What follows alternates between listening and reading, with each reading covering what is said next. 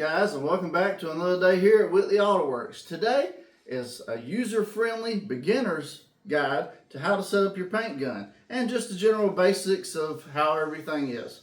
Well, by general rule of thumb, there are two different types of spray guns that most people use for painting cars and everything else.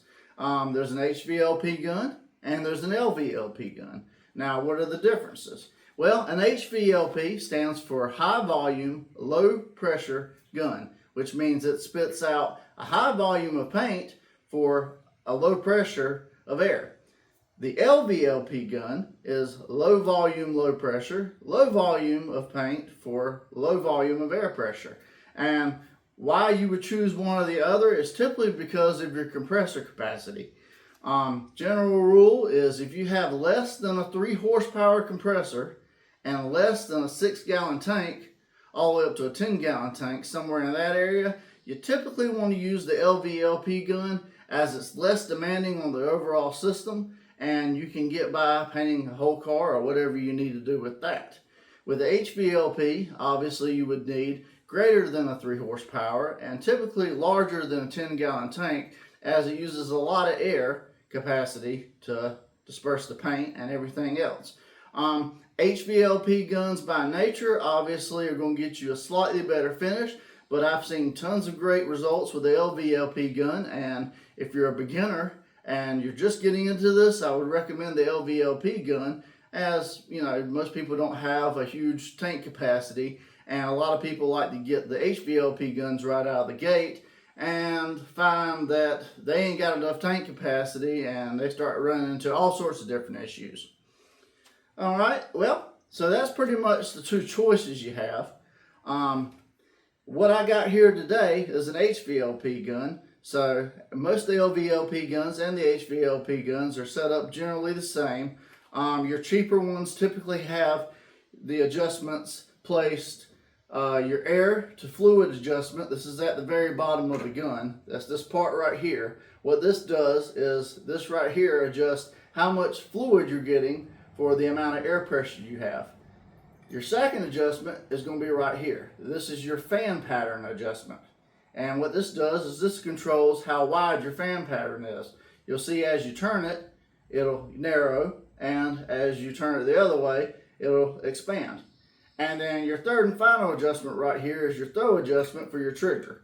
And I'm going to show you guys how to set that up too. You can set it up to where it barely opens up when you're pulling the trigger all the way, or you can get full control and it open up as wide as possible.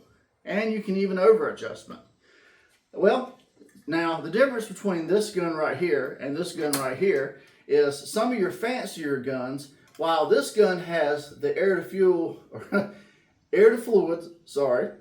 fluid adjustment on the bottom of the gun, some of your guns like your DeVilbiss, this is a SataJet 1000 digital, will have the air to fluid adjustment up top right here. So just be mindful of that.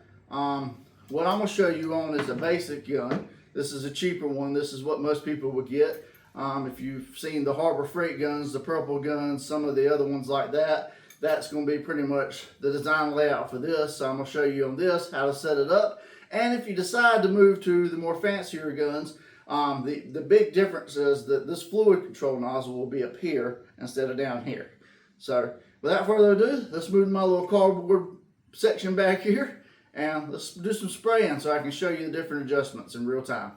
Real quick, something else you want to be mindful of is your regulator and your air pressure setting adjustments. They vary between HVLP and they vary between LVLP. Typically you'll get one of these in your kit. This is your gauge for air pressure, and one of these right here, this is an air to water separator. This keeps the water out of your paint, so that helps you. My setup is actually right here. I have a bigger one. I've actually upgraded though. But general rule of thumb, you'll probably get one of these in your kits, and you're probably wondering, well, what pressure should I use? Well, if you're going with an HVLP, typically they like to stay between 26 and 28 psi. That is when you pull the trigger. That's what you want to see coming out the gun. Static pressure is typically around 32 to 35. With the LVLP guns, they typically shoot at a lot lower pressure. They tend to shoot at about 11, and your static pressure is typically around 15 to 16. So just kind of be mindful of the settings. Obviously it will vary between different guns, but yeah, it'll probably say it on the box if it's different than what I just said. That's just kind of general rule knowledge that I know. But anyways, all right, let's get into just showing some adjustment settings. All right, guys, so I got my test cardboard right here. As you can see, I've done some past spray outs. That is another thing. Typically, your gun settings won't change between your last spray, but every time you get ready to do a project, it is a good practice to go back and just shoot a little test spray out and make sure you got everything right where you want it, just for your peace of mind. But also, there's different tip sizes. Typically, you'll see 1.0, 0.8, stuff like that, 1.7, 2.2, and you're probably wondering what the heck all that means. Well, typically if it's a 1.0 or lower, it's usually for a touch-up gun. And that's for just spraying basic paint through it, just to touch up an area or something like that. Most of your base, your clears, are sprayed with a 1.3 or a 1.4 gun. So you'll see that a lot. Most of your standard guns like this come with a 1.4 tip by default, and that's great for spraying your simple base and clear. Then you'll get up to even bigger tips. You'll see some with like a 1.7, 2.0, 2.2. A lot of that's for shooting your high build primers and your heavy flakes if you're doing like metal flake and stuff like that. So like I'm sure we've all seen the boat flake where it's super, you know, extravagant and whatever else. Typically that's what the big tips are for. All right, well, let's get into putting some air pressure on this gun and let's do some setting adjustments. So, like I said, this is my HVLP gun. I'm shooting at 28 PSI. That is when the trigger's wide open, I'm getting 28 PSI. The regulator will actually go back up when it's not pulling air pressure, and that's typically about 35 PSI. And you want to hold your gun about 12 inches away from your panel when you spray. And as you can see, I just got a pattern about consistent with this right here. And that's kind of what you want. Obviously, I've already adjusted this gun pretty good. So what I'm going to do is I'm going to show you some of the different setting adjustments and what they actually do. Alright guys, so the first setting adjustment we're going to get into is your fan spray pattern. Now this is probably one of the most fun ones to do. Alright, general rule of thumb, you want to keep the gun about 12 inches away from your panel when you spray it to get a good consistent field of view. And you hit the gun trigger, and that's about what you want. You want to be about 12 inches away, and you want about a 12-inch pattern, and you want it to be consistent when you spray it. Now, as far as the adjustment itself goes, you can dial it all the way back to the very beginning, and you just get that. So what you're looking for is you want to be up here on this side, not down here.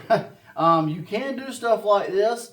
If you want to, you can dial it way back and dial the air pressure back some and get more of a foggy pattern if you're like doing an engine bay or something like that and you're just trying to get, you know, just in a small area and you don't want to have a wide, you know, field of paint. But basically, it starts off like that. That's pretty much closed. And then you turn it a little bit, you get a little bit bigger pattern. Turn it a little bit, you get a little bit bigger pattern. Turn it a little bit bigger pattern. Turn it a little bit bigger pattern. Turn it a little bit. And then it starts getting blotchy. And what you'll notice as you go higher up in it, it'll start separating. You'll have a bigger paint spot and a bigger paint spot up here. And when you start getting in that area, you don't want that. What you want to be is somewhere in the middle right here, in this range right here. So that when you adjust your settings and you spray it, see how that's too much, and I dial it back, still too much. We're getting a little better. Getting a little better. There we go. Starting to get there.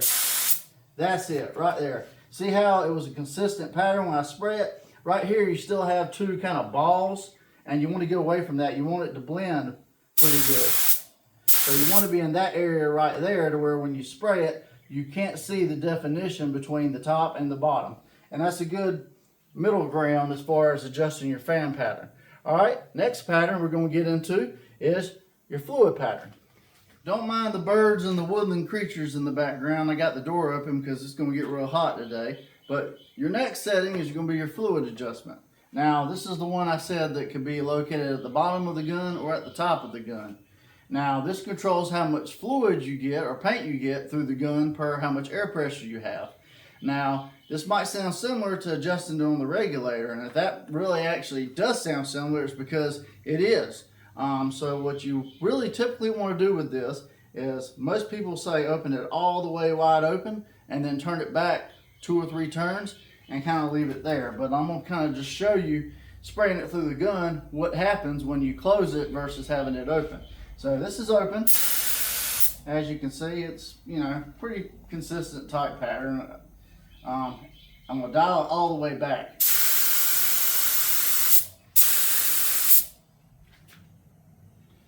And that is closed. Uh-oh, I'm getting no air. See that, guys? It's just spritzing. That's not good. So as we dial it out,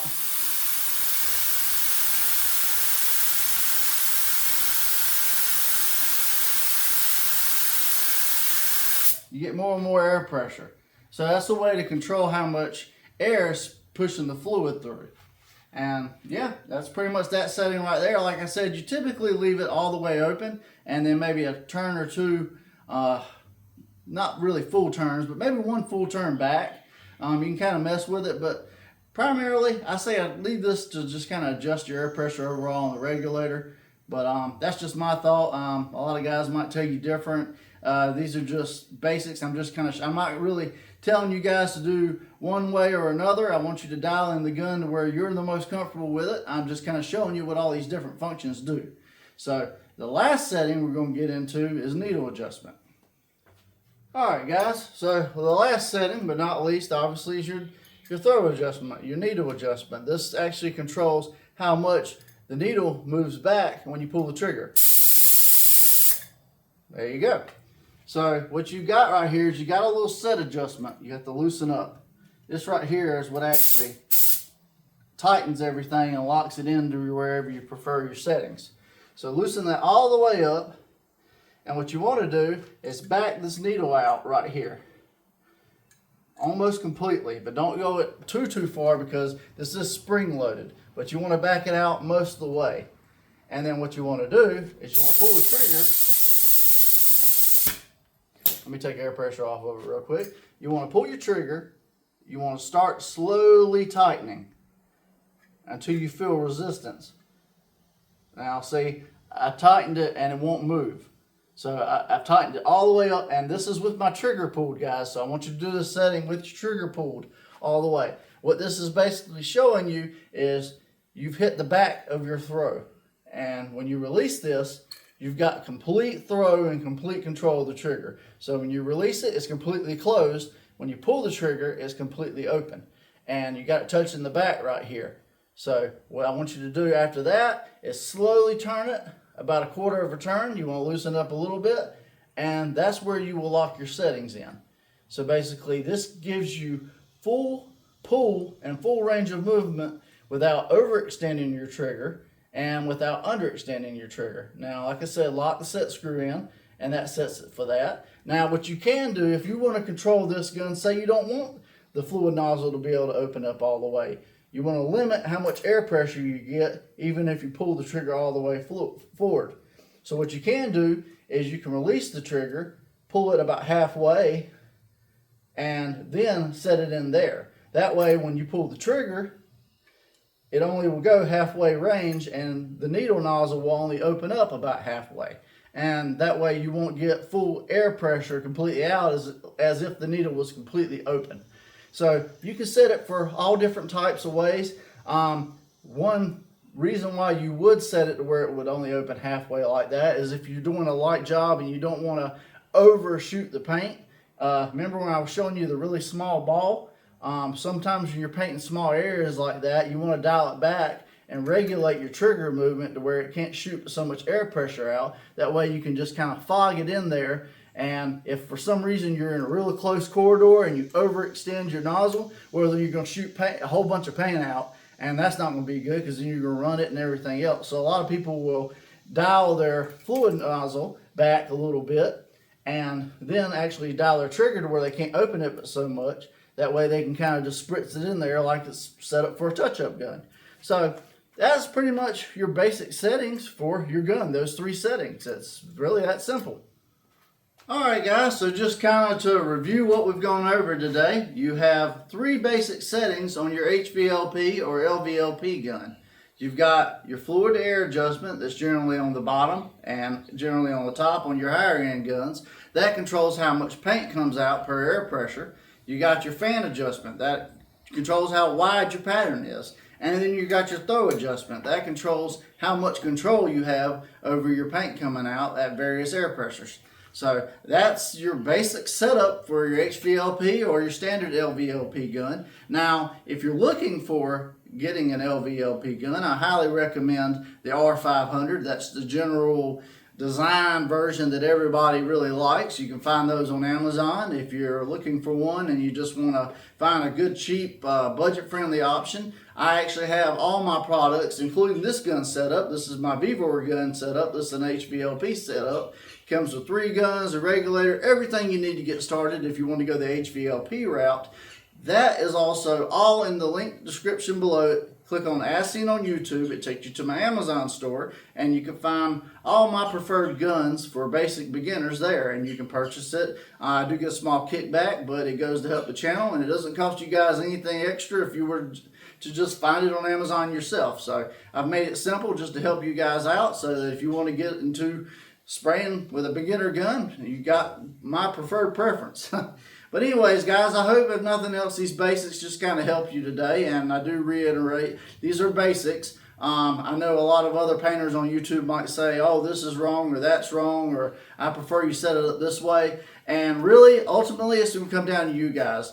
You kind of have to mess with it. You kind of have to see what gives you the best finish for what gun you're spraying. Obviously, every gun is going to spray different and have different setting adjustments. So just kind of take this as a basic guideline today, guys, and you know, to just kind of help you on your way for setting up your gun. But I hope you found this informative. If you did find it informative today, or if you want to see other paint videos, check out pretty much my whole lineup on this channel. I got videos ranging from automotive paint jobs all the way to Rust-Oleum cheap budget friendly options with spray cans and pearls and everything else. Got a little bit of everything, guys. But yeah, hope you'll like, share, comment, subscribe. I'm John from Whitley Auto Works. Hope you found this informative. Hope you have a great day. God bless, and good luck on your next spray out.